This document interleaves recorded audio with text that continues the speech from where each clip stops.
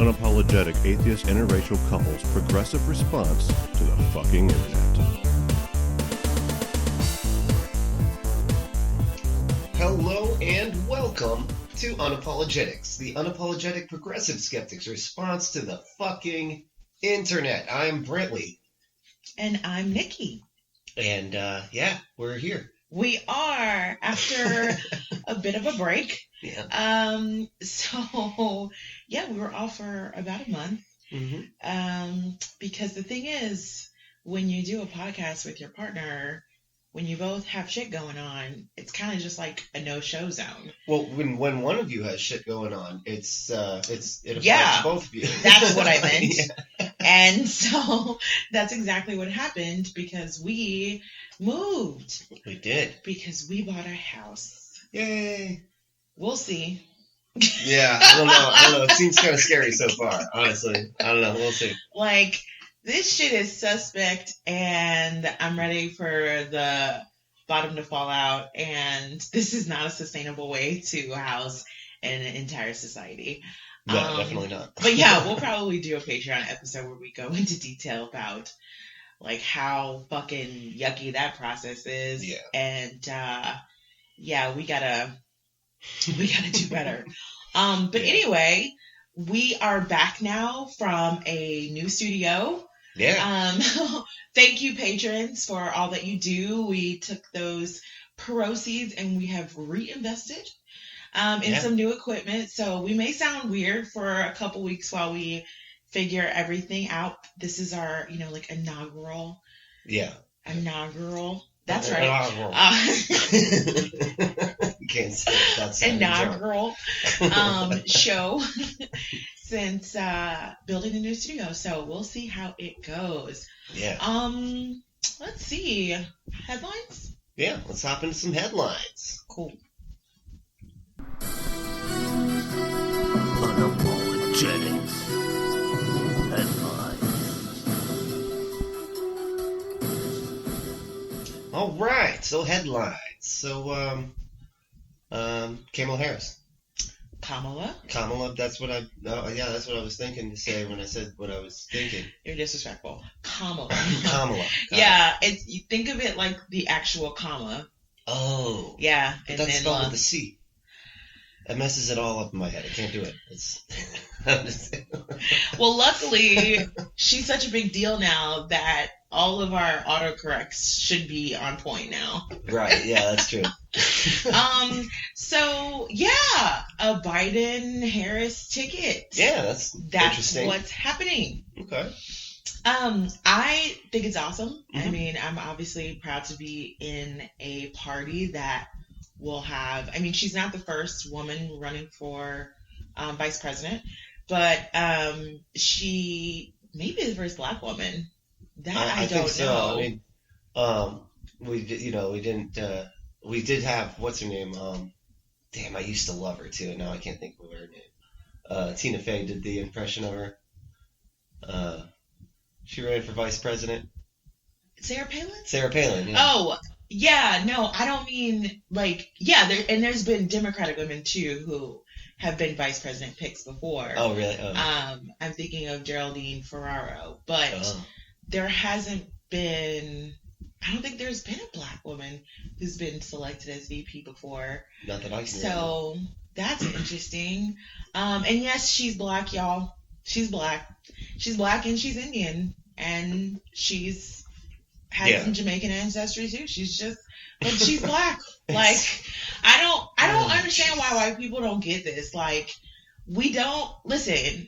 Do we amongst ourselves have conversations about wanting so much like a Stacey Abrams to become like the leader of the United States? Yes, because it will be a really great, it would just mean so much for progress as far as seeing an actual American descendant of slavery rise to the highest office. And it's not to take anything away from Barack Obama. He's still the first black president. It's not to take anything away from Kamala Harris. She's still the first black VP, black woman, I guess, VP pick. I don't know if there's ever been a man.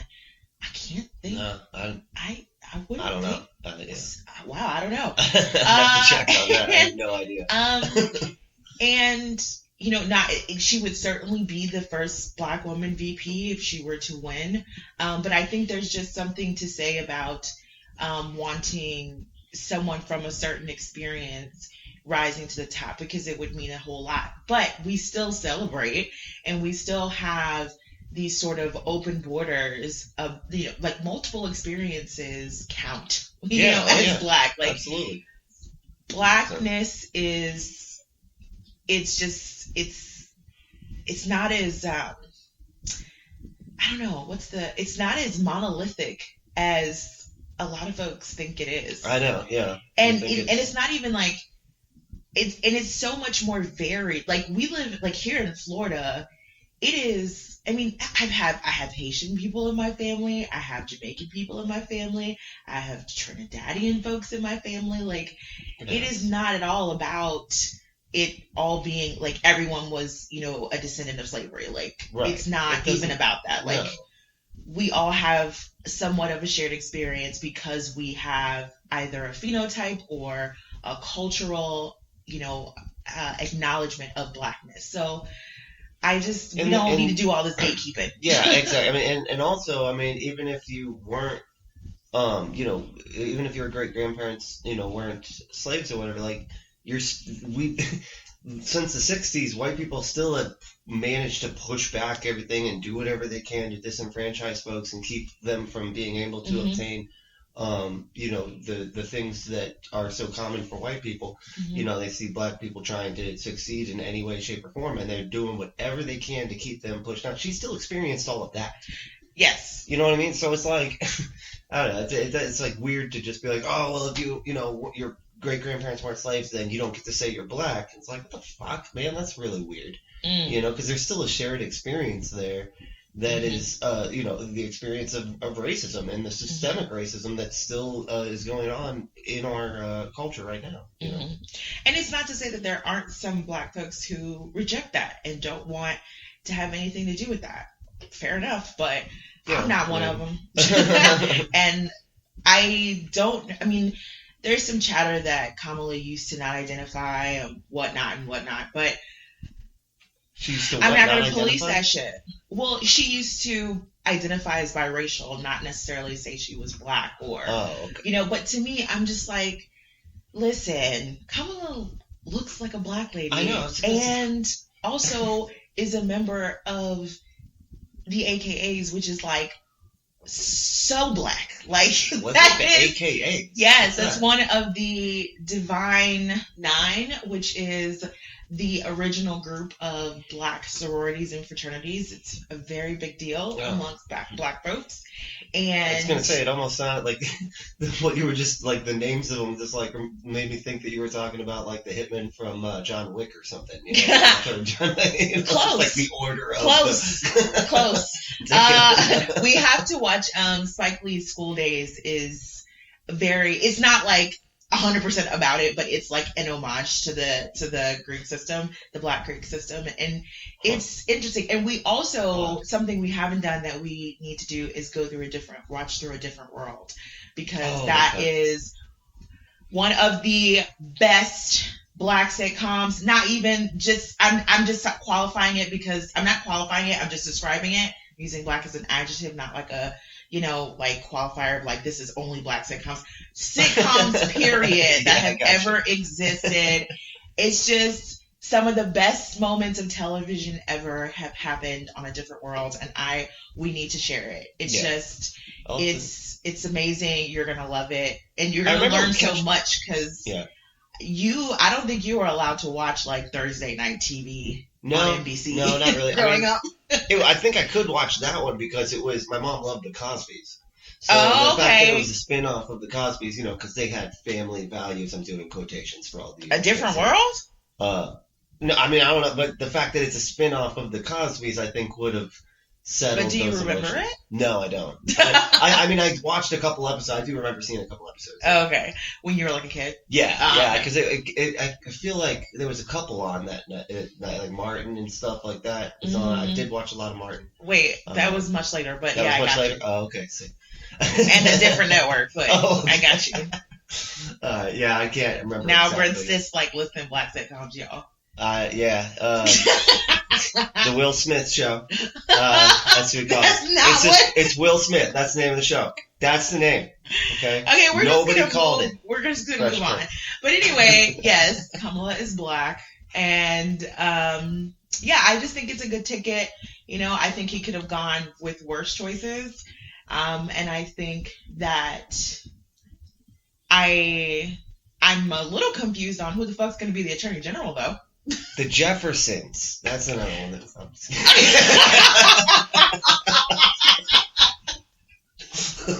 Did you hear a word I just said?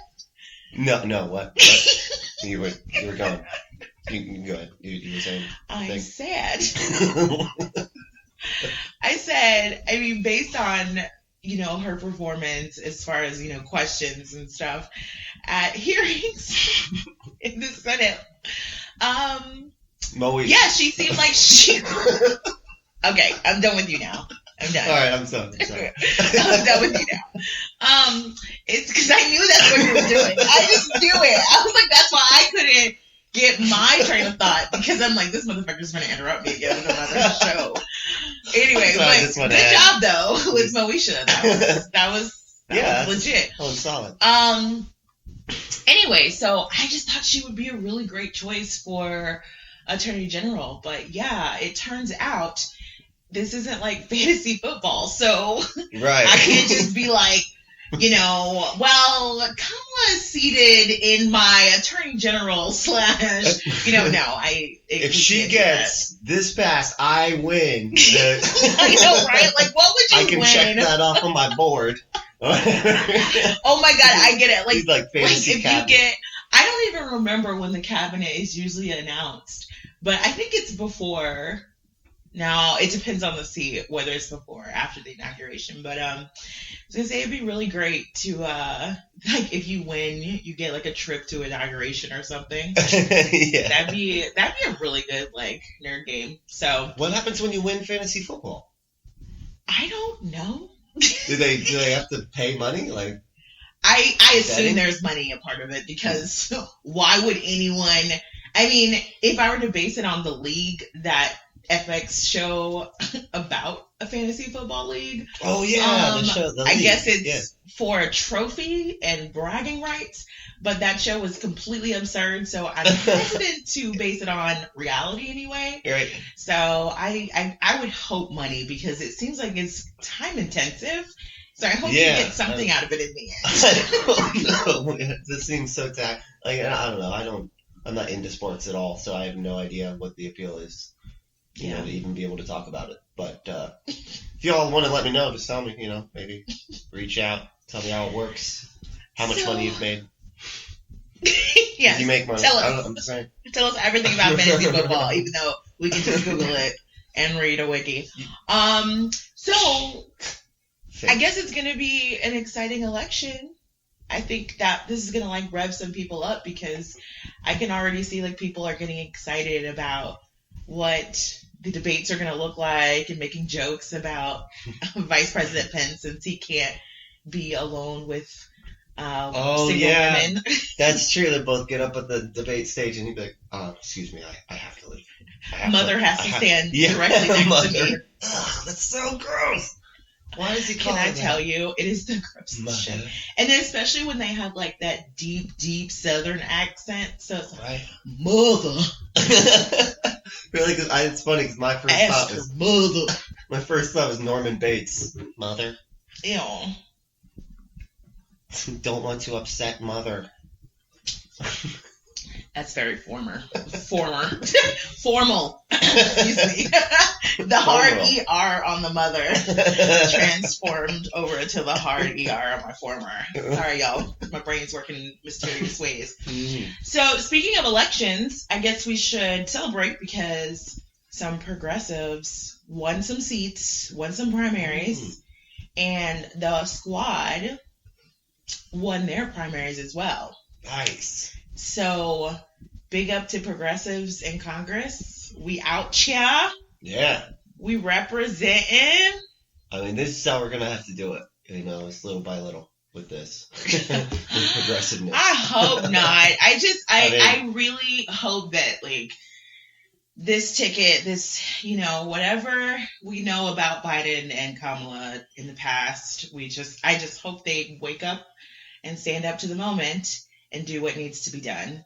And just get some really great fucking policies through so people can be like, oh, wait, Democrats are actually the adults and they govern and they have policies and they make things better. Like, they fix problems instead of creating 17 million. I mean, yes, exactly. The more progressives we can get in there, the better. But, yes. Things are so bad that it's like, every little thing is magic, basically. Mm-hmm. Like, I'm just like, yes, another one. Like, everything is magic. That's not how that goes. You just said, okay. No. I was applying it to. I know, but I took out the part of she does. What? I took out she does is. Oh, no, wait. What? I said every little thing is magic. Yeah. Every little thing she does. I took out she does. Oh, every little thing she does is magic. Yeah, that one. My bad. Wrong song, y'all. All right. And it's not everything is magic. It's do you believe in magic? Yeah, but the syllables fit. It felt right. You can't just be changing up classic songs like that. That's not how that goes. So, talk about would beg to differ. In desperate need of leadership. Oh yeah, that's where we're at. Guess who needs it? I do. Me? You? Jesus? I don't know. I don't know the answer to that. Oh, God. Work with me here. Jesus. I said Jesus. That's always the answer. I know this. The state of Florida, Brent.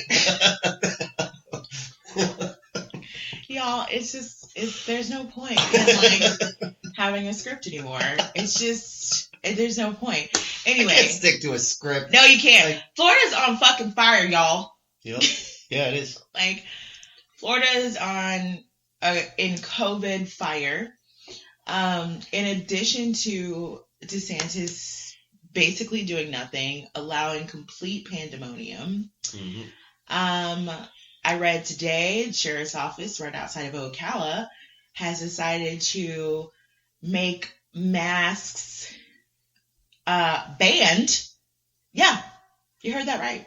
The sheriff banned mask wearing in the sheriff's office at all, period. Like in the lobby, anywhere. You cannot, if you go to visit the sheriff's office, you cannot be wearing a mask at all. Because he said he saw just as many, like, reports saying that masks are good as he did saying that masks are bad. So clearly it's ambiguous here. The obvious choice, which was to ban masks in the building. It's not a choice or anything. Since both sides are equal, I'm going with, God damn it, no. Yes. No. Like, Jesus better Christ. err on the side of caution and expose ourselves completely. Yeah. I don't know. We need to get some of these old timers out of here. Like, I don't know what they're doing. I don't know. Our neighboring county is being sued by the state of Florida because they dared to want to start the school year with the first 4 weeks being online only. How dare they? How dare they? And they are now being sued by our state government who say, hey, you got to get these kids back in school so they can get all COVID filled. And our teachers have now sued as well. Go ahead. Right. And we have, there's certain counties that have opened up early, Mm-hmm. And it took like one day almost before, like, they just spread like fucking wildfire. Well, you saw that Georgia district, 900 teachers and students quarantined. That school where that student, I can't remember her name, the young lady who took the video of the students packed in a school with no masks on. Ugh. Yeah, someone's already tested positive. A couple people have tested positive. Half the school is now quarantining. Like, it's so stupid. Like, why can't we just have like one fucking year? Like, it's not that big a deal. Like, we can do this from home. Like, I mean, it's inconvenient. Mm-hmm. and I get that, but people are fucking dying, dude. Mm-hmm. Like, what the fuck? Why do you need the schools to open up so badly? My thing is, listen, I get if you want to open schools. Okay. If you want to do that, that's fine. It's not fine. It's awful. But why not at the very least go out of your way to make sure that it's at least comforting to parents? Like, you can't say you don't have a plan, but require that everyone meets in person. You know what I mean? Yeah. Like, that doesn't, like, okay, we're going to meet in person, but now classrooms, it's only going to be one teacher per every 6 students. And we're going to mass hire a bunch of teachers. And you know what I mean? And like, just make sure that we have very few people in contact with each other. All lunch, all food will be served in the classroom. Everyone will be wearing gloves, whatever. I don't know, but at least have the decency to show these parents that you've at least thought it all through. But the fact that so many of these reopening plans are so slapdash. Yeah. Like, I was looking at a tweet from a University of Georgia professor in a classroom. It's a giant lecture hall, and they had put plexiglass, like a fixed plexiglass, to the lectern, but he couldn't move it.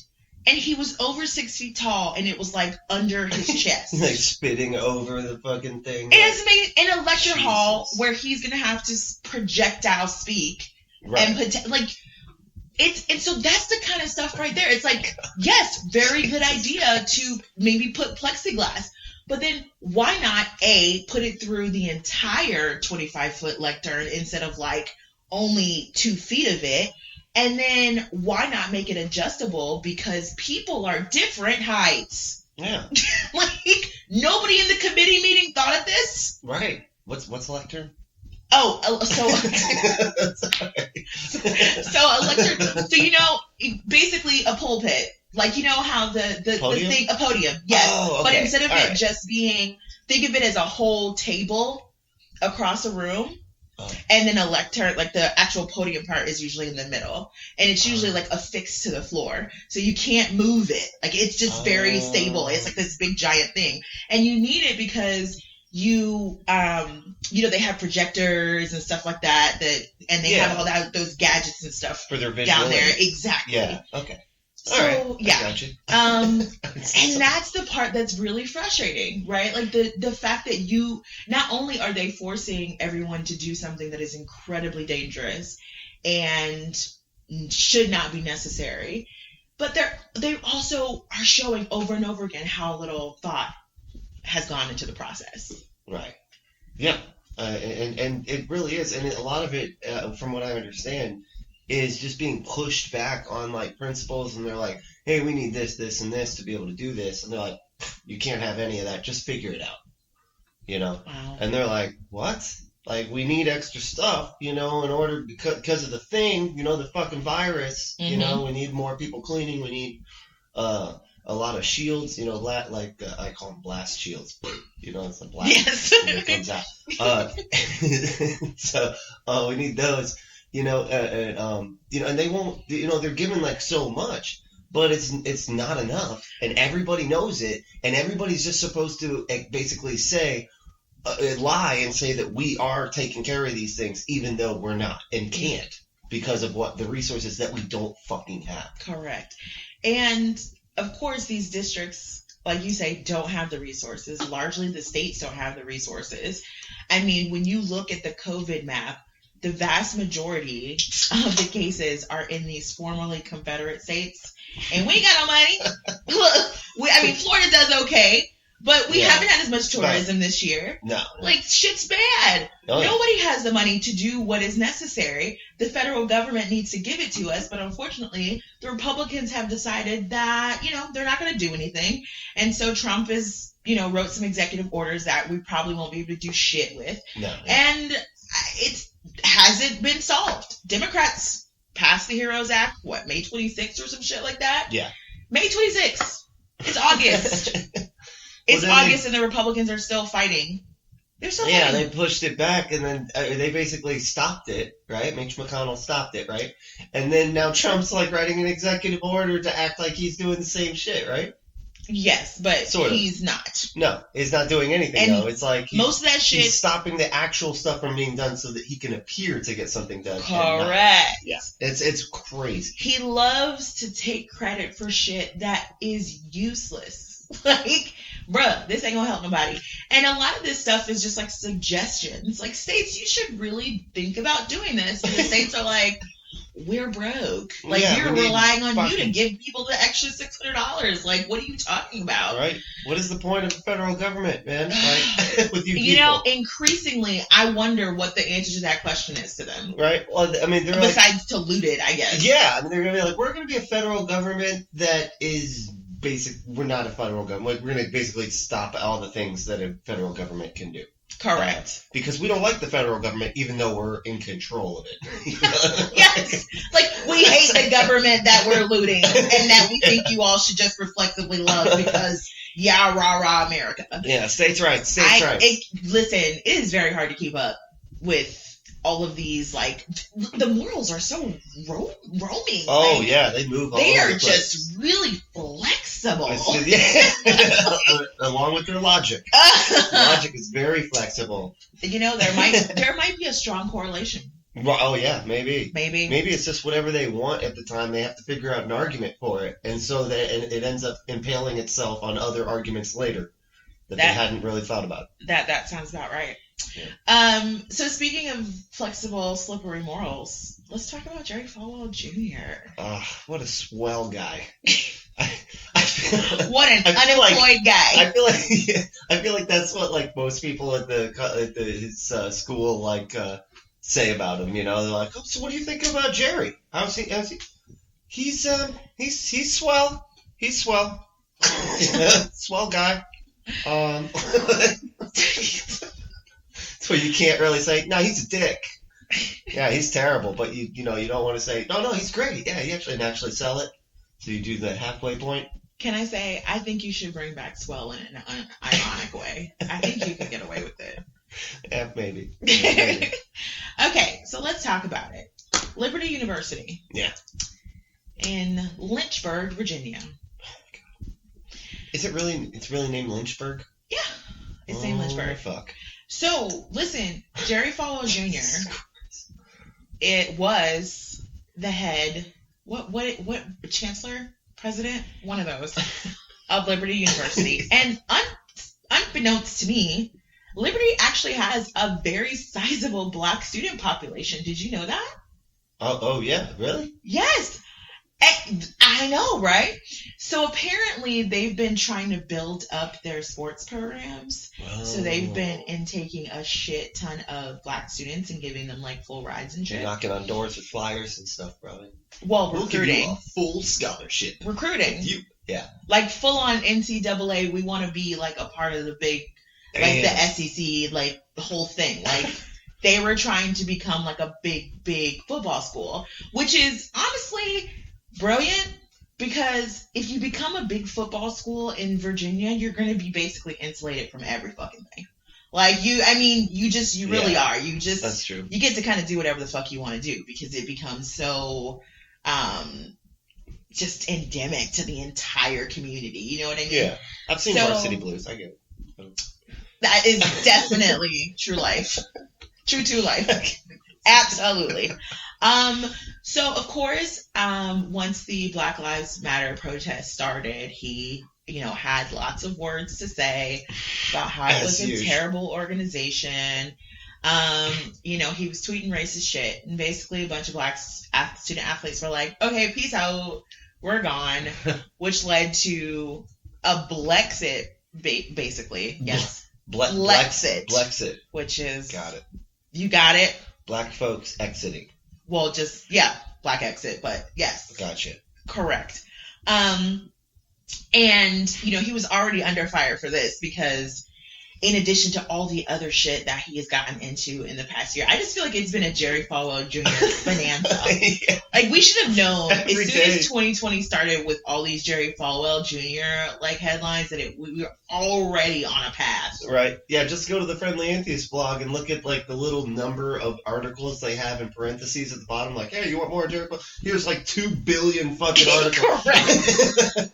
Just from the past 6 months. That's all. Yeah. It is wild to me how much evangelicals will suspend, like, their judges' morality for their heroes or their stars. Yeah, oh yeah. Yeah, they do that. But then it came to an end promptly this week when, or I guess last week, when he put out some pictures of him. Now, I, like, read an article describing the pictures first, but it didn't have the pictures in it, so I had to go, like, look for the pictures. And I just looked at it, and I was like, okay, first of all, this is a person who drinks. Mm-hmm. Like, Heavily. Yeah, like if he doesn't drink, he is recently sober. Right. Like, you can just, like, he just looked dehydrated. You know what I mean? Yeah.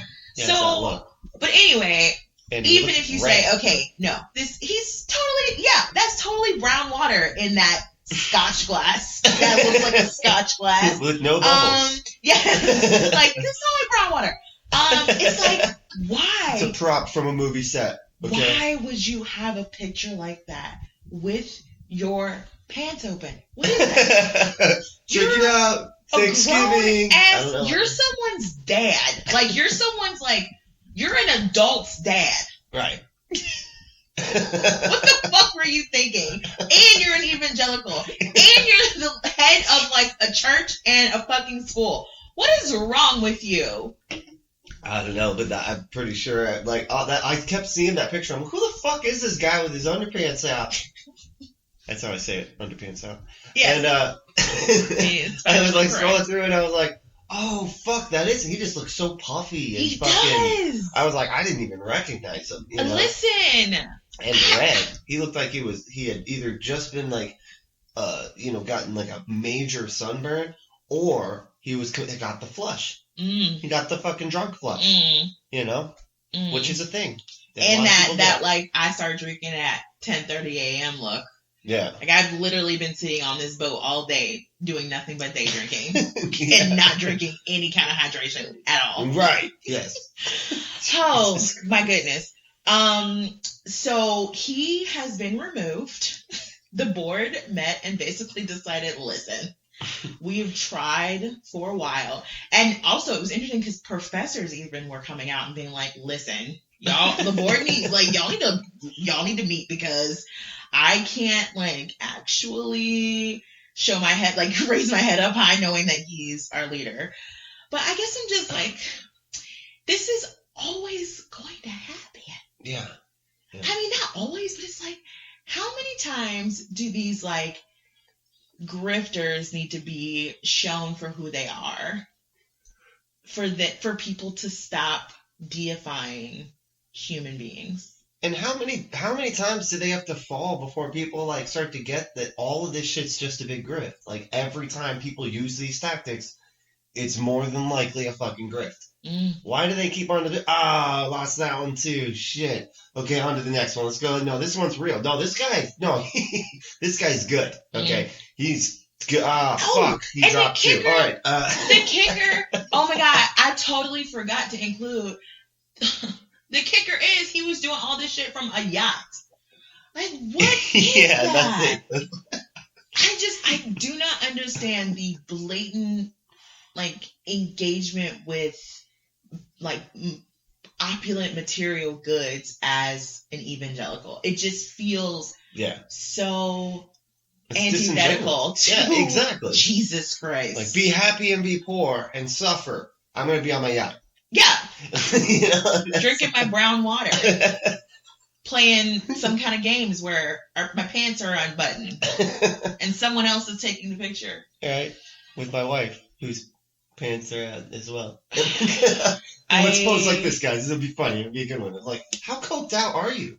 I just looked at it. I was like, this is inappropriate, sir. You are the head of an organization. This is inappropriate, sir. Not to be a fuddy-duddy, but I'm sorry, evangelicals, if y'all want to be like you are, you don't get to have the kind of fun that we have. I'm sorry. No, yeah. It's all out. Can't have it both ways. Nope, not allowed. You have to have no fun. Yeah, basically, yeah. Which you decided that, okay? And because you get to have fun in heaven, afterwards. Says me and I have no idea. Anywhoozles, listen, I had like a wacky story that I wanted to read to you. Oh, yeah? As kind of like a fun headline, because, why not? Fun headlines. Whoop, whoop, whoop. Yeah, I like fun headlines. I mean, it's kind of not fun. It's more just like, isn't this the weirdest, wildest thing you've ever heard? So I was trolling around on Facebook, and I saw the most recent advice column from Slate magazine, Dear Prudence. Okay? Dear Prudence. You ready? This is the headline. Help! I can't believe my son's friend fed him Indian food without calling me first. Yeah, what the fuck, man? He just feeds people's kids Indian food and thinks they can get away with it. What the fuck? I need a thorough notification. Brent, your whiteness is showing. Okay, listen to this. What do they think it's going to do to him? Wait. He's turning Indian. Listen. What the fuck? So first of all, by that headline, how old do you think this child is? Toddler. Baby. 2 or 3? Yeah, easily. Okay. My son, Chris, is 9. 9? 9? What? He can't...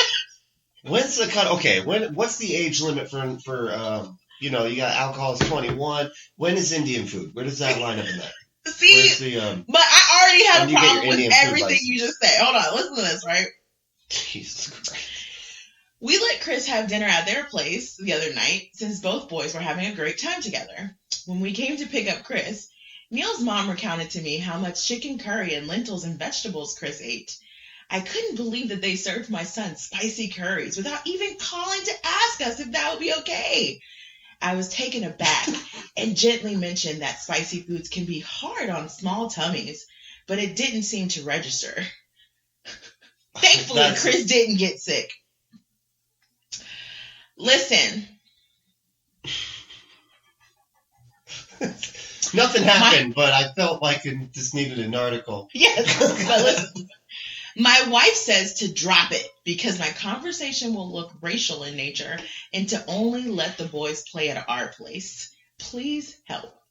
Oh, my God. This is some racist ass shit. It's some very racist shit. First of all, here's my thing. What the fuck material difference do you think there is between a fucking Indian and white baby?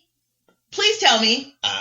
Please tell me what you think the material difference is between these two children. So, Indian kids have a stomach that's specially formulated for spicy foods, right? And white kids, it's specially formulated for salad, I guess. Yes. I don't know. That's a white food. And listen, and if she tells you that he was eating it up and that enjoying means it wasn't too spicy for him because you don't generally eat a shit ton of things that you can't handle. Like, right. What? I don't. And if it's too spicy with curry, you fucking know right away.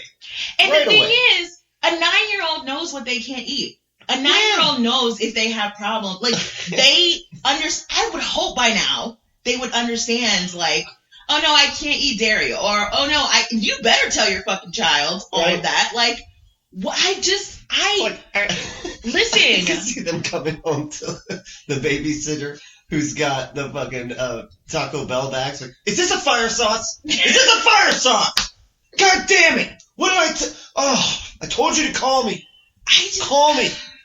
Fucking fire packets. Who do you think you are? I mean, Maybe because we don't have children, I should defer. But I mean, deflect to like I really families don't know what it would be like, but who, I mean, if moms or dads tell me if this is out of order, but I just feel like assuming that like the food that Indian parents would make, that they feed their very own child, that like millions of Indian people have fed their child over like so hundreds of years, longer than we've been around. That's clearly, like bruh, you're like your Amy's chicken nuggets, okay, is like probably worse for your child than fucking lentils and curry and rice, right? Like that is. I wish. Like, give me that over a box of Hamburger Helper any fucking day. And they also, should be coming to you going, you fed my child American fucking food? Yes. What the hell? You trying to kill him? Yes. And also, if you are this persnickety about your kids being fed, mind you, like, right. As hard as it is out here right now, you're complaining about your kid getting fucking fed. But if you are that concerned, then it's your job to give the folks a list and a heads up so they can tell you never fucking mind. Like, you can't just let your child go to somebody else's house and be surprised if they treat them like a fucking human. Right. Like, what is wrong with you? You're eating what we're eating, right? Like, okay, yeah, that's what you're doing. Like, they want to make them some special, okay, here's some white food for you with your white stomach. Yes. So just so your parents don't get mad, we made you a fucking potato, whatever. I don't know. Listen, you better stop, because this is gonna make your child a really shitty adult. Potato salad. I don't know. Don't do that. Don't fuss over shit like that. Like, come on. Don't start nothing. It won't be nothing. If somebody came to me and they were like say I did have kids and the kids were hanging out at an Indian family's house or something like that, and the family came to me and were like, "Oh man, I'm so sorry. We fed your son Indian food. I'm so sorry. I can't. I meant to call and it just slipped out." I'd be like, "What the fuck are you even doing? Are you really? What is this whole thing? Like, what are you even coming to me for this before? Like, of course, feed him Indian. Why the fuck? What?" I mean, like, he can tell you if he doesn't want to eat it. Right. Like, we let him say that. That's so weird. Yes. Like, it'd be more weird if they did what they wanted them to do, is my point. Yeah. And this is why, low-key, Trump, you thought you were saying something when you were like, you don't have to leave your suburbs. Like, listen, that existence has some demerits, okay? Like, everybody's not clamoring to live in your goddamn suburbs, okay? And this kind of letter to Dear Prudence is an example of why those goddamn spaces can be toxic. Right, yeah. Ugh. So, those are all the headlines. Wait, we got one more. We did? Yeah. Okay, school me. Tampa Bay made national news. That's right. In the news. I mean, to be fair, in the funniest way. Why is Florida always the funniest shit? All the time. We're in the news all the time. Like, it's supposed to be something like bad, and it really is bad, but it ended up being fucking hilarious. Do you want me to give you the Killjoy answer? What? It's because Florida has sunshine laws, so that's why we're able to get more information about their arrest records, and so that's why they're always trending in the news, because it's really easy to find that information. That is true. That is true. Because, see, we're in Florida, the Sunshine State. That's why we have sunshine laws. Fuck all that. I've lived here basically my whole life. Florida's batshit. So, like, we attract a large group of wild because everybody's from all over, man. Like, nobody's actually from here. And everyone has the weirdest, like, fantasies about Florida when they come here, about, like, what it's going to be like. And you seen Spring Breakers? I don't get it. I'm like, listen, instead of paying like $250,000 for this fucking condo on the beach, you should probably, like, I don't know, buy like land in Costa Rica or something. Like, I don't know. Like, I don't know that it's worth it. Like, we're gonna be underwater soon enough. I mean, anyway, continue on. So, and I'm sure everybody's already seen this because it was pretty fucking funny. But Tampa's like pretty close to us. Like, we're part of Tampa Bay where we're at. Mm-hmm. And in Tampa, I guess in response to the Black Lives Matter mural that was in New York or Washington, right? Washington D.C. But we also had one here. And we have one here. Yeah, they're all over the place, really. I mean, they're all, there's been a bunch of them. So the police all got together and decided that they know how to do art. And political art with a clear message. And ended up putting Back the Blue on as their mural, on the thing. That's their new stance. Back the Blue. Except that nobody could fucking read it. And you were expecting everybody to be pissed, but the fact that nobody could fucking read it because they had so many flags and stars and nonsense everywhere that you couldn't even make out the letters. Which is just hilarious. They really went so far with, we get it. The Blue Lives Matter flag is your flag. We get it. Yeah, you don't have to torture every single thing into it. No, we need it in every letter, bro. Every letter. I need some stars in there, bro. I need some. Those stars and bars gotta always be there. That's the only thing that it was missing. Were the stars and bars just crisscrossing all the way through. Yeah, it had the fucking treasonous flag too. Put that shit in there. Yeah. But it was just so funny. Unnecessary cell phone. They got so dragged on Twitter for that, so bad. It was. It is not a great time to be out here doing stupid shit, trying to back police. It's not a good time. Right. It's not a good time for that. My favorite was... Nobody want to hear that. Right. My favorite was this one that said... It showed the chef from... Is it Sesame Street or... Which one? Or the Muppets. Okay. The Muppets. Oh, yeah. Okay. Yes. Yeah, and it was it said blop the blip or whatever, blop the bluff or whatever, and it's just Doherty. That's how he would say it. It was just so fun. I love that show. Cool. Yeah. I like the aliens. The aliens are the other good one too. Yep. They're funny. That's just a funny noise. You want to give us any more Muppet voices? Waka waka waka. Okay, thanks. No, I'm done. Thank you. This is the Holy Trinity right there. Okay, some type of way before this gets out of hand. I mean, it's already out of hand. It's been out of hand. Some type of way. Some type of way. Some type of way. Some type of way. Some type of way.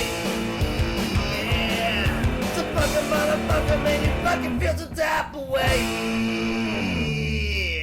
All right, some type of way. Am I going first? Yeah. Okay. So, my some type of way this week is,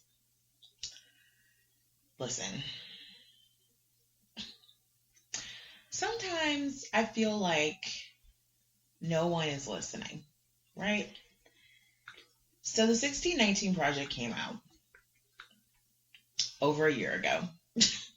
And the premise, which was widely accepted and lauded, was that Black Americans were instrumental in their own freedom and have had an incredible commitment to the beliefs that founded this country and continue to fight for them over time. Right. And we've learned that the history we think we know about America is largely, one, absent of the vast majority of contributions of people of color that were here, already here, and brought here, and came here.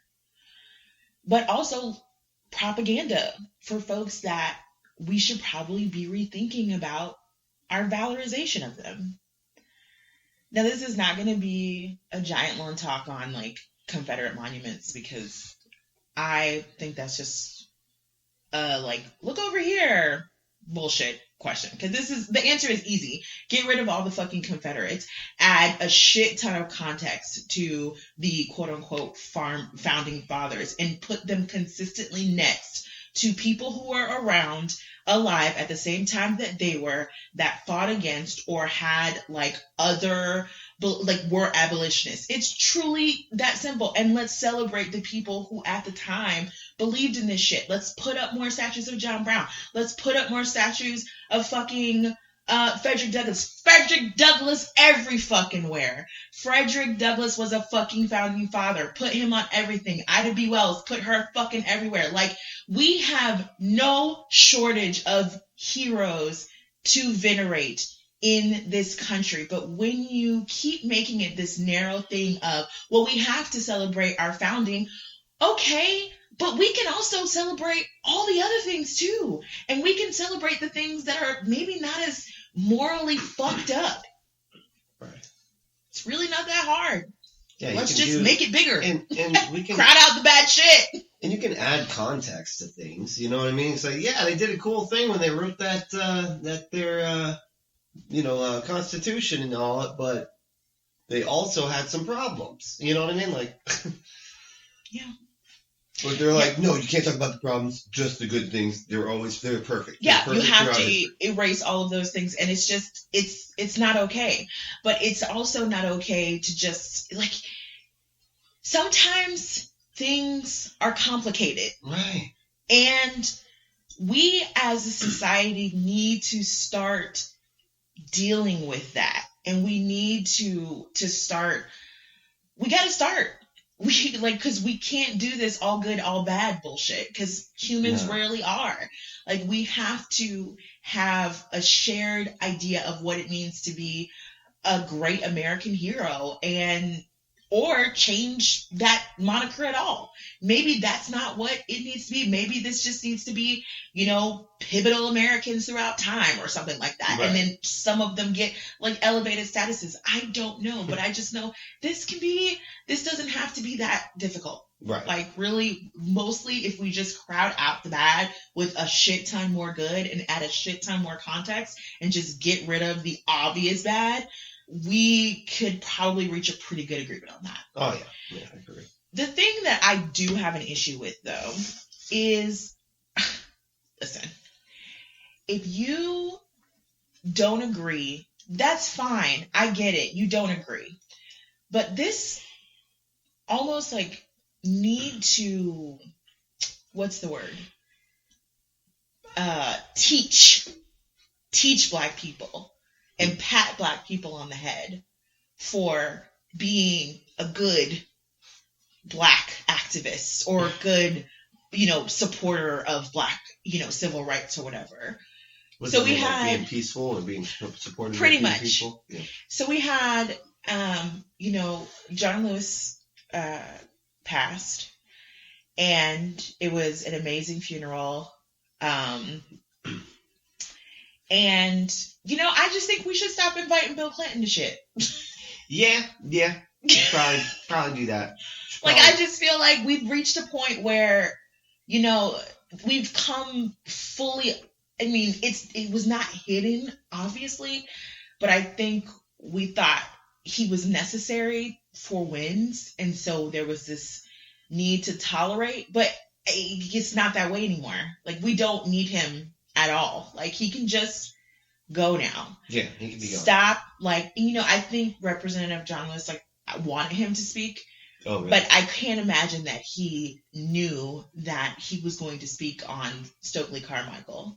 And so I don't know if you know who Stokely Carmichael is. I think you know a little bit of him because remember we watched Selma. Mm-hmm.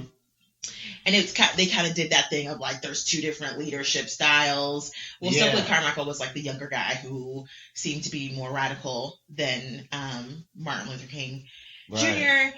And he had more of a like if you fuck with me, I'm gonna fuck with you back. Yeah. Kind of way of going about things. Right. And there's always this conversation, usually among white people, about how one is better than the other. Like, that Stokely Carmichael was wrong and Martin Luther King was right. You have to be nonviolent. And it's just like, it's really, we really don't have to have these arguments at all because it turns out it's starting to appear that maybe you always need both.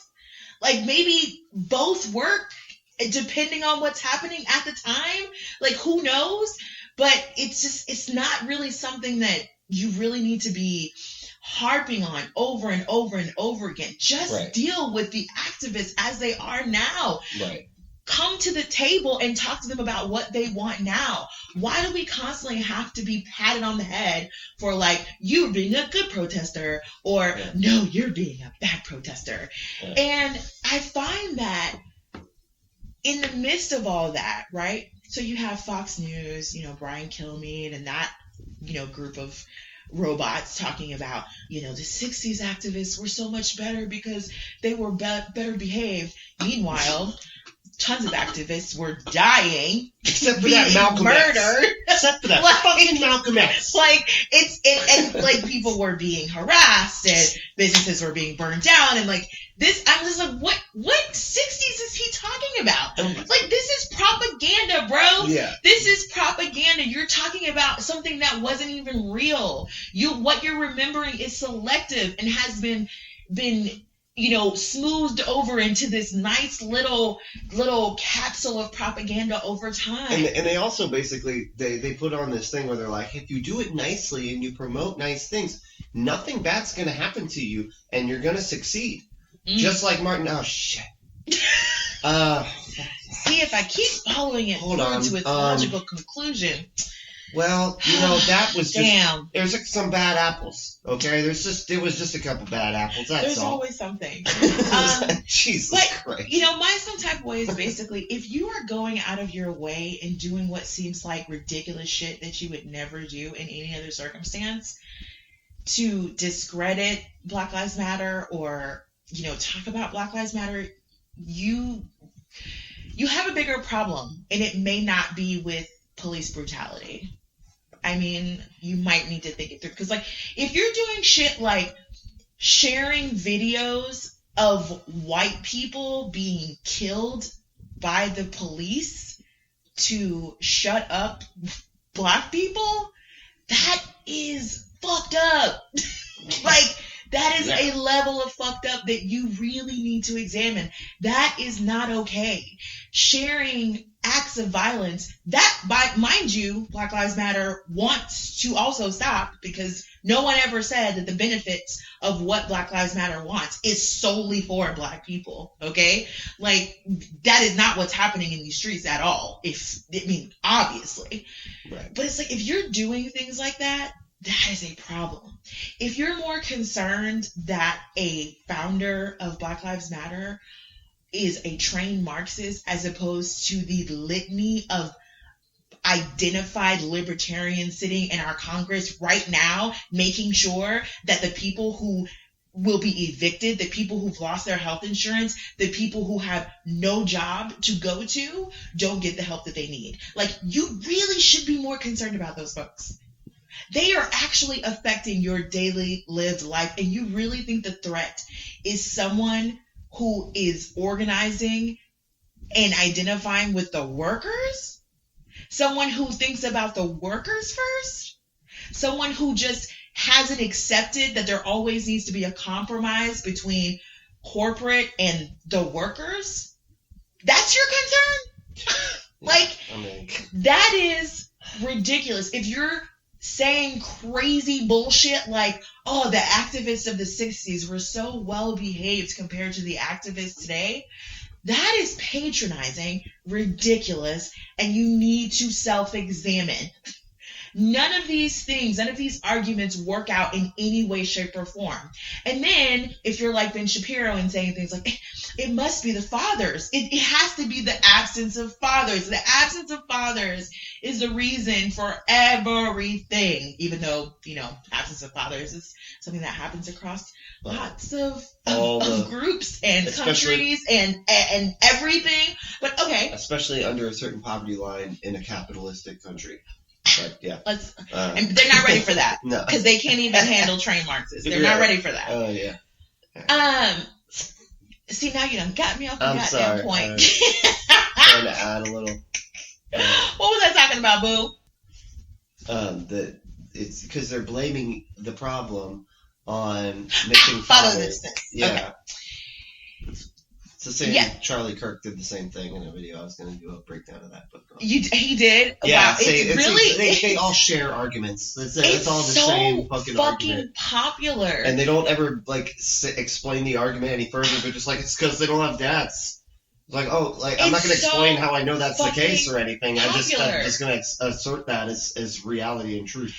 And then it's like, and then you want to ask, okay, well, how do you plan on getting all these fathers back in the home when you don't want to change policing? Right. That's one of the biggest problems right there, is that most of the fathers are getting arrested for bullshit. Yeah, like, do you think it's a coincidence that there's, like, not very many, like, eligible, marriageable black men for all the black women available? Like, did you think that was just, like we planned that?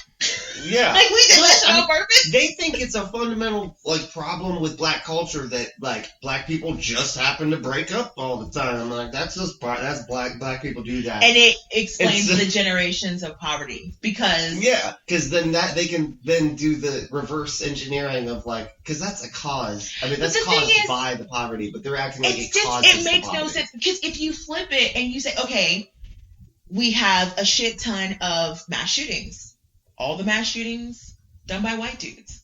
Yeah. Sure, if you did an analysis, you'd see the vast majority of them had fathers in the home. So are we saying, like, family stability is a risk factor for mass shootings? It doesn't make any sense. Like, no.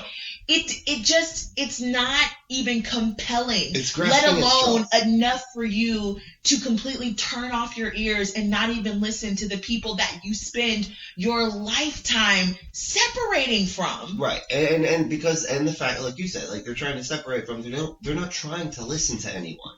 Right. So everything they're doing is trying to basically point blame and point blame in such a way that their worldview, which is, family values, mm-hmm. is the answer to everything, right? And so they have to basically always drag every argument kicking and screaming back to family values, and hey, if they were just doing this, then it would all be right. But black culture, am I right? And it's completely sick and fucked. Seeing the lengths that are gone to. I mean, it's baffling sometimes. Really, the videos of the dying folks to just shut up black people are really the most to me. Like, I never understand what those folks are trying to prove, and I always just want to, like, shake them and say, well, what do you want? Right. What the fuck do you want? You're okay with cops continuing to murder citizens without impunity, or with impunity? Like, what is that what you're saying you're okay with? And if so, then we have a bigger problem. Oh yeah, much bigger. Because this is the same type of behavior that we impose sanctions against Russia for. Right. Like, what are you doing? And we're okay with it though. What do we stand for anymore? Jesus Christ. Not that we ever fully stood for those things, but my God, can we, like, try? Right. Yeah. Can we try to have, like, a consistent rule of law for everybody here without a caste system? I don't know. Anyway, that was my some type of way this week. Like, I am just consistently amazed at how fucked up the internet can get in its lengths to disqualify a black experience that is, I mean, so similar across geographics and, like, class, and I mean, it's just stratifies so much. Like, I just don't understand the links. But yeah, that was my thing. And stop inviting Bill Clinton to shit. Yeah, we could probably stop doing that. That's just, we can do that. And watch Ogard, y'all. Ogard, Netflix. Charlize Theron. Oh yeah, that was Kiki. She's so cute. That was a good movie. It's a very good movie. Yeah. We should talk about it some more next time, because apparently it's based on a graphic novel, and it was directed by a woman of color, which is why there was, like, a ton of just random diversity everywhere, and it was so luscious. Right. Yeah. And that, like, beautiful. Okay, we'll talk about it in Weeby Nerdin at some. Yeah, we'll get to a Weeby Nerdin next time, probably. Did you have some type of way, or? I do. I kind of have two. Okay. First one I wanted to talk about was, real quick, So Sarah Ray, who was a good friend of the show, this was so cool. I've never been like more proud to like know somebody. I was like, scrolling. He sent it like early in the morning because he was at work. He was like, look at this, and I was like, Sarah! We were so excited. Yeah, I was so happy because I was just scrolling through the Friendly Atheist Blog and came across this article that basically said Lake Wales, Florida officials can't handle an atheist invocation. And guess whose picture I saw? Fucking Sarah! Standing up at the badass. Hell yeah. So, I mean, this is great. Like, I always, like, wonder how people even get to be able to do something like this. Like, you have to basically go to these commissioners. You have to leave the house. Hey, yeah, no, I'm not doing that. That's the first. You have to be willing to go to things after work or before. No. That's great. What am I, just made it time? Get out of here. Meanwhile, Sarah's like an actual parent. No, but yeah, so she went and convinced the Lake Wales commissioners to allow her to give the invocation. Mm-hmm. And of course, and this was like a whole thing, you know, they were already stating that, you know, basically, who will she be praying to? The Commissioner Al Goldstein, who said he plans to set his Bible on his, what is that? It's a dais? Yes. And exit the room when Ray speaks. So he was like, I'm just going to leave, you know, and I'm going to make sure my Bible's there, though. You know, that way it'll protect the room. Because it's like, it's rays. It's a demon shield. For like all the spiritual rays will latch on to her. Jesus Christ.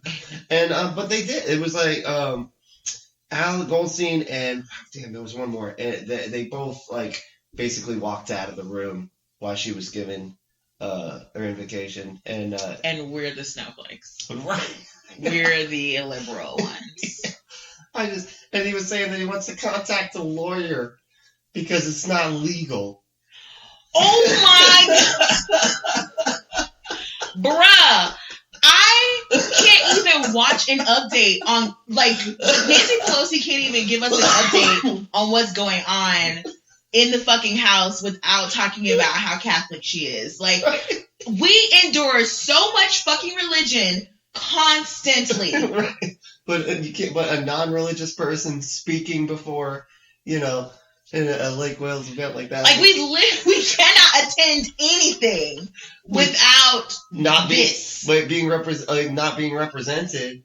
You know, and it's like we only do Christians. Christians only give the invocation. What's happening? We're a Christian nation, you know. Like that's like their mindset. You know, you live in America. It's a Christian nation. You know, we focus like, so much really on national news. I think in part because, in the federal government, in part because it's once you start getting into them local news stories, that shit is terrifying. I'm gonna be real. Like there is some stories that come out of Florida. Well, I told you earlier, fucking sheriff office is just like fucking masks are banned. Like this is the kind of shit that goes down here. Or like a county over from us, they like bust this giant ring of neo-Nazis that are just like making meth and shit.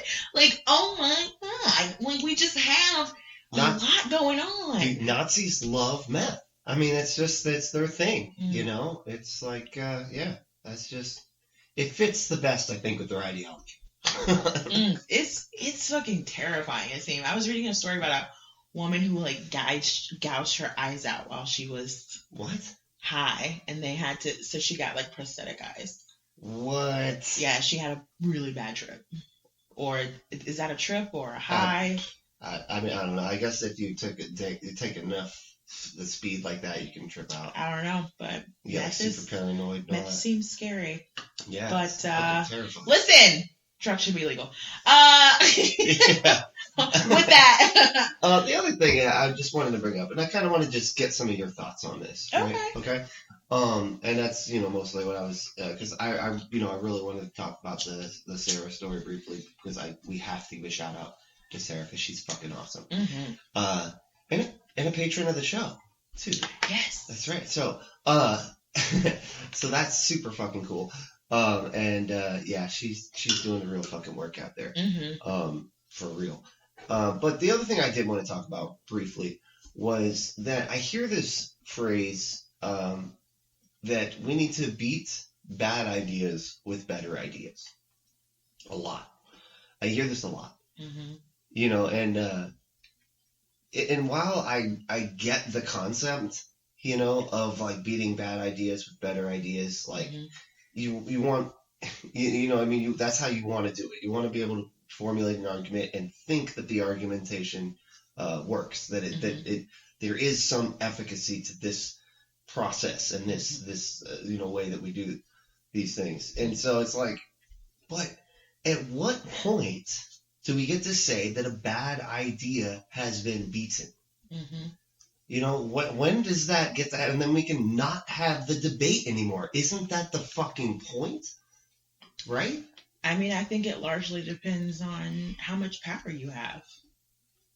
I think that's why, you know, women are still basically saying, hey, you should pay us the same amount because we're kind of like equal. I think that's why, you know, Black people particularly are still arguing that we're like full human beings. In like the year 2020. Well, like I mean, it's the reason why, you know, it's just, it's the power thing. It's the power thing. Cause it's like, I think it's power.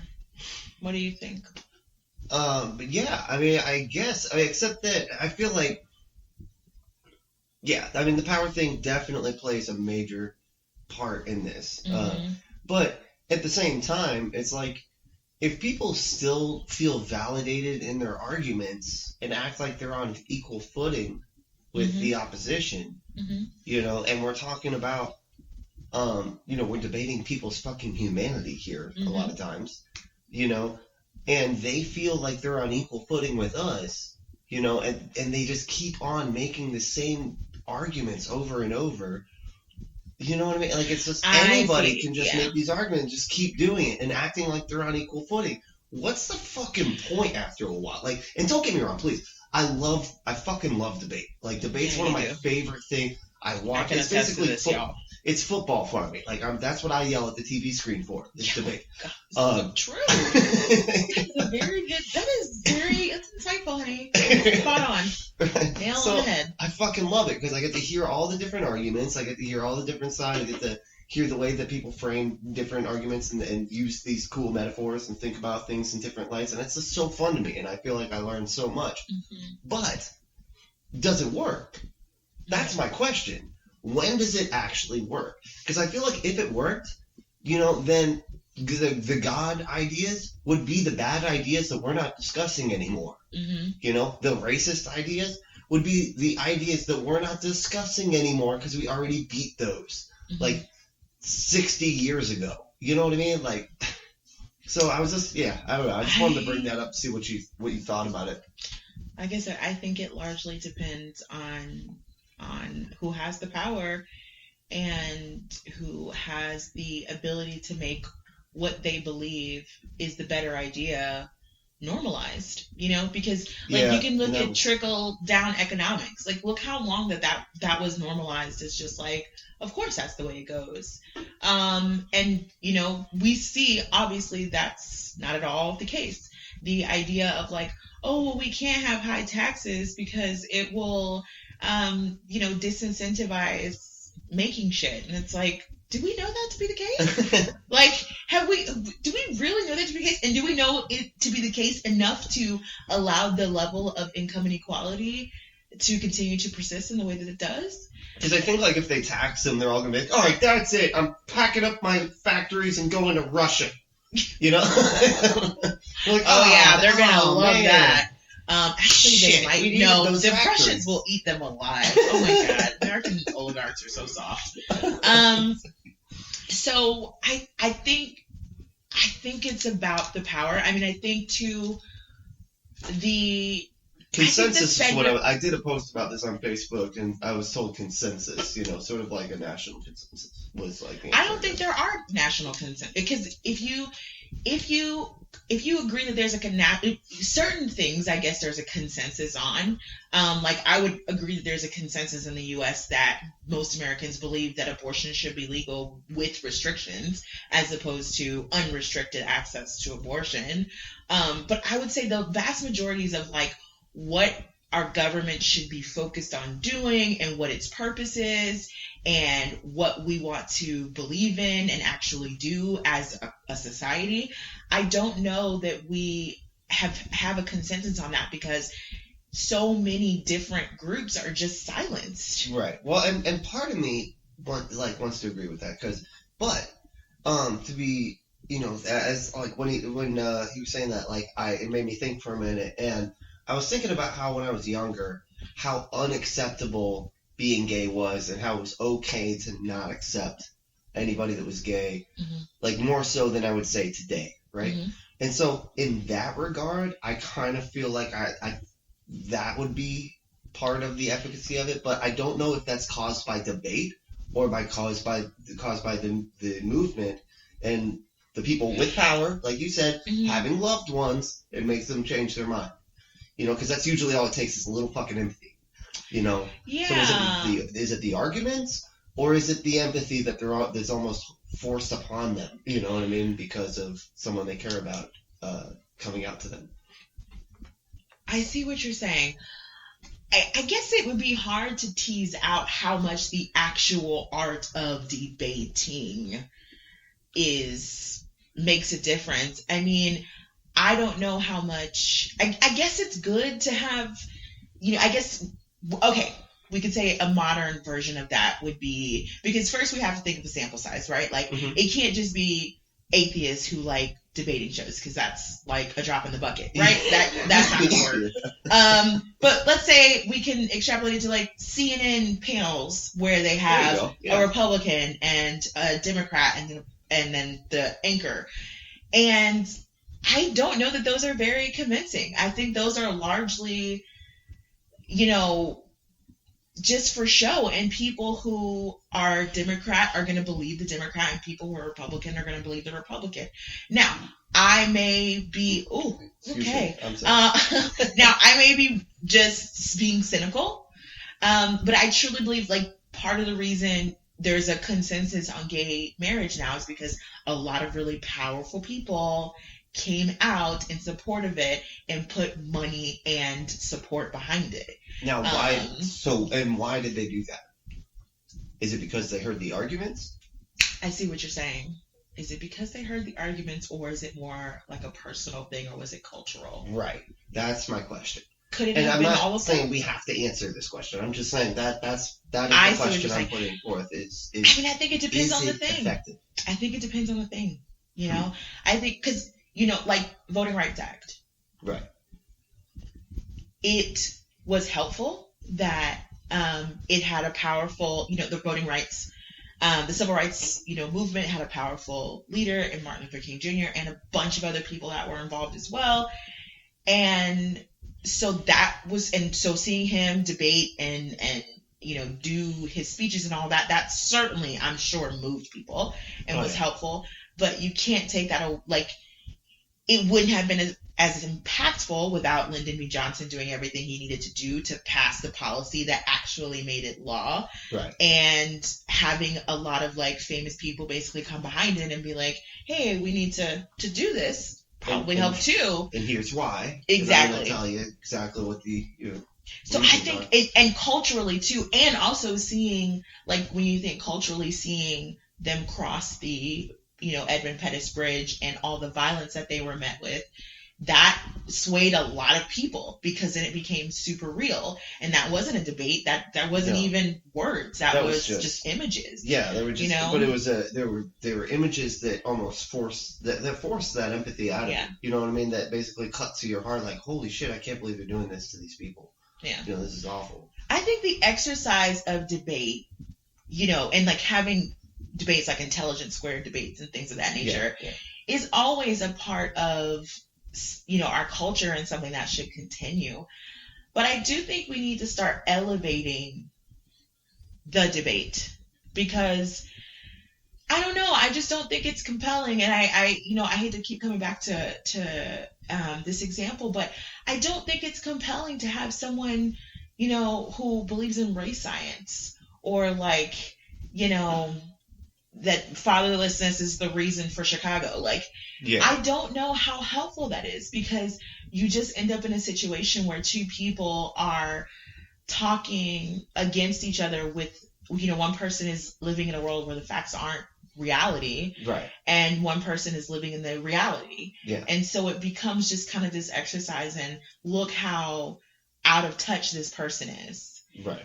But I do think that if we started asking better questions, maybe, like maybe flip it on its head and ask, why do all, all these white male mass shooters have stable families? Like, what is it about that? Like, what is it about maybe the white family? Like, that's the thing. Turn it around. Like, start examining yourself. Like, start thinking about problems in different ways. Like, there's this great, podcast right now that everyone's sort of talking about called Nice White Parents, where Serial is looking at, one school in New York City and how basically nice white parents, so, liberal white parents, talk the talk and then completely did a separate walk, and how that affects the public school system, the private school system, and more importantly, how it affects Black kids, and Black and brown kids, and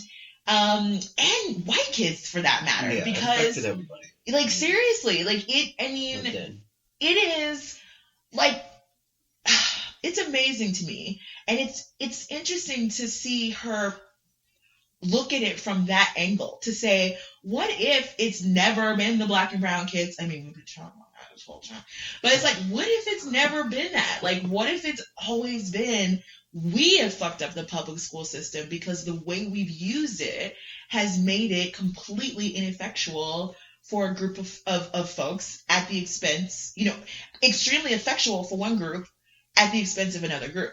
Right, because, basically what happens is, and I deal with this a lot, just based on the little bit I hear all the, because, you're the ears at the school when you do maintenance. You hear all the conversations and you hear about all this stuff. And these parents have so much fucking power. Mm-hmm. Like, the parents that, come in and the school knows that they're successful, they drop their kids off in a fucking Hummer or whatever. They get what they want at the expense of everybody else, basically. Even if what they want is fucking stupid. And they happily wield the power. Yeah. Oh, yeah. And play it as a zero-sum game. Right. So I think having more debates where we maybe turn things on their head and stop asking the same old question over and over again. Because listen, if I can point you to a fucking debate that W.E.B. Du Bois had where he covered the same shit, you probably need to update what questions you're asking. Like, this has been asked and answered. And the same thing too with like this whole conversation of Kamala and whether she's Black or not. It's like, y'all are like 100 years behind Black philosophical thought, and like, y'all just need to pick up some goddamn books, because and it's not to be like, because if you're not interested in this shit, fine, so be it, like, that's cool, but admit, like, maybe you don't understand the full contours of an argument, and maybe it's time to start asking different questions and different people to really interrogate, because that was the original purpose of wokeness. The original purpose of wokeness was to be aware of who you are, where you come from, and how the questions you ask and the answers that you reflexively give can be affected by where you came from and all of these other identifying factors. Yeah. And just knowing that you live in that world. Right. And it's really just skepticism. That's what I was just about to say. My God. If it didn't take any real work to come to to whatever conclusion, then you're probably fucking wrong. Yeah. That's just critical thinking and skepticism. And if it seems like a bullseye conclusion, you're probably off too. Because listen, no one said defund the police is the last step. It certainly is not. Listen, this is like a whole, like, it's systemic. It's a big step. It's a big step, yes, but it's not the whole thing. Step. Like, the police are just one part of an extremely dehumanizing, awful process that we call the criminal justice system. And so this idea that, you know, this is okay. If we do this, that means y'all are done. Don't ask us for shit else. Like, yeah, they constantly, and it's like, you know, this is it then, right? This is it. Nuance. We give you this one, and Patience. that's no more, right? Like, You'll be happy. It kills me how, like, the same thing with, you know, it's with every group. It's like, okay, we gave you what you want. Shut up now. Like, we gave you gay marriage. Stop complaining about black trans women. Obama was president. Obama was president. So stop asking us. I can't wait to get the forthcoming. Well, Kamala was vice president, so that's definitely coming. Oh yeah, it's like that's the threshold. Let's look for racism it. Disappearing is one black president. Yeah. So, how many? Right. So yeah, that was it's an excellent question, Brent. I think, you know, I guess what our answer is, or my answer is, I guess, I think debate is brilliant. It has to stay around, but I just really wish folks would update the questions that are being asked and really start interrogating who can speak on what issues and. Grain of salt, like, you know what I mean? Like, you gotta take it all with a grain of salt. Like, it's helpful, but it's not the end all be all. You know what I mean? No. And debating for the sake of debating. And it can actually be harmful. So, I don't know. That's what I'm saying. Like, it depends. It really does. And it largely depends on how well crafted your debate question is. Right. Debate done well can be effective. Let's put it that way. Quite. But debate done poorly can be extremely harmful.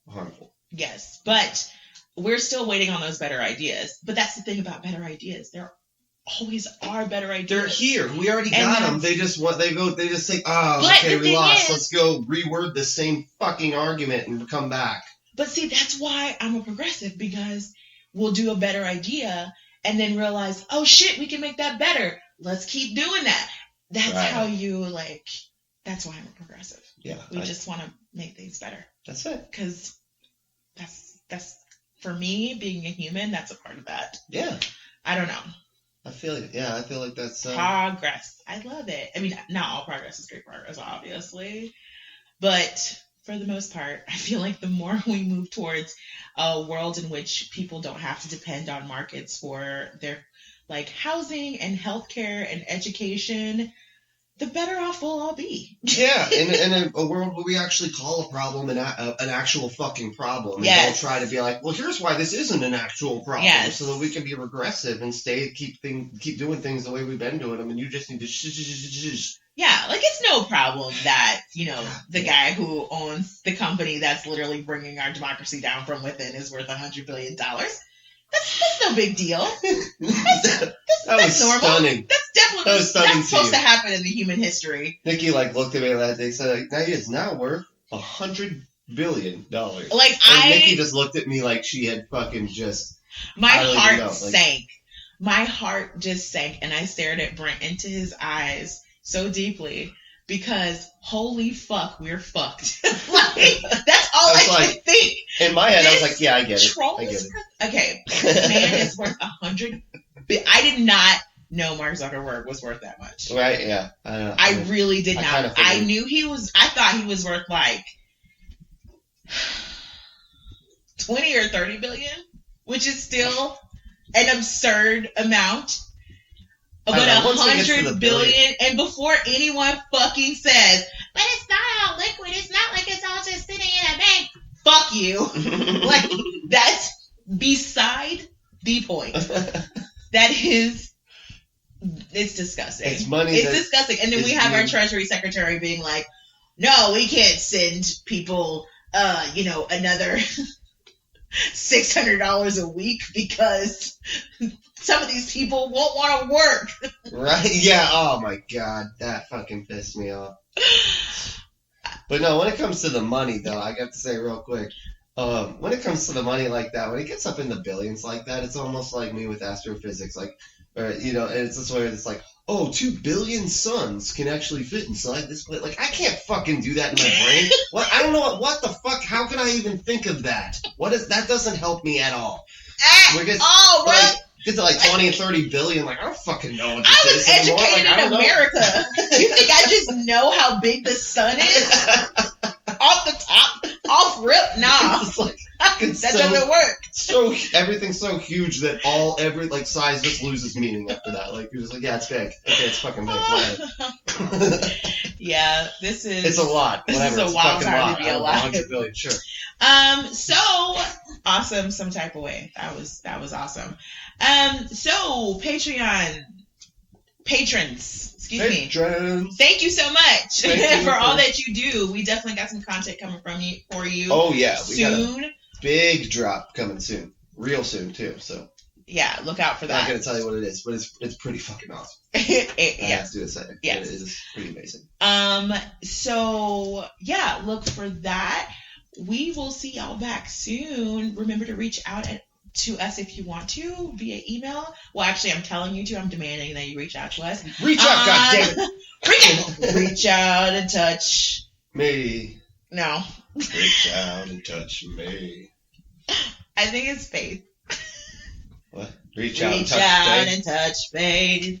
Don't. Killed that. Don't. One word. Okay, anyway, you can email us at unapologetics666@gmail.com. Yep. You can shout out to Brent on Facebook. We have the Unapologetics page, and he is under Brent Lee. Join the page, please. And we have an underground secret party that you can hang out in. It's a group. Yeah, we do. It's a little group. It's fun. I post stuff there every so often. Sometimes I go there and read it fun on Brent's phone. Yeah. Hang out. That's it for right now. Yeah. So we'll sift through another 200 stories between now and in 2 weeks when we come back. So we might be having we're thinking about having a special kind of episode soon. We're thinking of calling it Tweet Storm, where we just go through a shit ton of fucked up tweets. Yeah. In varying degrees. So if you have any funny ones or fucked up ones that you would like us to talk about, shoot those over to us, and we'll go through those. But yeah, we're gonna have a sort of Tweet Storm episode soon because we've been watching. So now we have like an actual living room with a television. So sometimes we'll just like turn on YouTube, because now that's something we can do, is watch YouTube on a television. And we've been watching just like a lot of videos, and it's like, you know what? It is fun doing like more in-depth conversations about things, but it's also fun to just talk about dumb shit sometimes. Yeah, just short little comments on commentary on stuff, read it, talk about it real quick, and move on. Correct. That's fun. So, I do have one other thing to announce, real quick. This is a kind of a big deal. Left of the Valley has it stopped for a bit because Nancy, unfortunately, probably one of my favorite people to listen to on radio, has passed away, and so they stopped Left at the Valley. But Kevin Francis is going to be starting it back up, and I'm going to get to be a co-host, which is a permanent co-host. Amazing! Like, that's going to be so goddamn good. Hell yeah! Like me and Kevin we're so similar. It's unbelievable. Like it's going to be a lot of dad jokes. I feel them coming. Yeah. A lot of fun. Yeah. It's gonna be a good time, and a lot of F-bombs. Yeah. It's gonna be a lot of that. Yeah, I'm really, really looking forward to that. That's gonna be an awesome listen once that comes back out. Yeah. Be a couple weeks before it comes out, but it's make sure to look out for it. Look out on the page and Brentley's page on Facebook, and we will announce that. But anyway, this has been this week's episode. Yeah. Brentley. Yeah. You want to do it? What do we say to the haters, discriminators, and masturbator shamers? Fuck off!